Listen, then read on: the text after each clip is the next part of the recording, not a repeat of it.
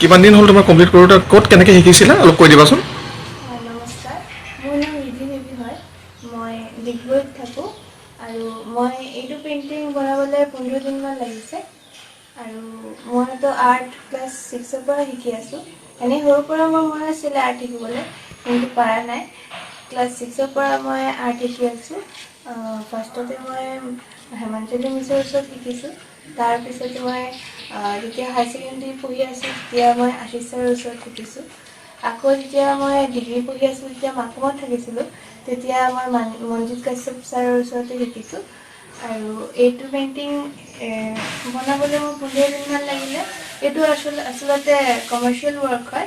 এজনে এইটো commission work দিছিলে মোক বনাবলৈ। মই ফাৰ্ষ্টতে জুবিন গাৰ্গৰ এটা ফটো মায়াবিনী লিখি লিখি বনাইছিলোঁ। সেইটো ফটোত চাই তেওঁ মানে ভাল লাগিলে আৰু মোক কৈছে এইটো ফটোকে তেনেকৈ মায়াবিনী অকল লিখি লিখি বনাই দিবলৈ। তেতিয়া মই কৈছোঁ ঠিক আছে। তেতিয়া লৈছোঁ মই অৰ্ডাৰটো আৰু মোৰ এইটো বনাবলৈ 15 দিনমান লাগিছে। আৰু ইয়াত মায়াবিনী ৱৰ্ড 1 লাখমান বাৰ লিখা হৈছে, তাতকৈ বেছি হ'ব, কাউণ্ট কৰিব পৰা নাই। এইটোৱে আগলৈ যিকোনো খবৰৰ বাবে যোগাযোগ কৰক আমাৰ এই নম্বৰত 9181 307 221।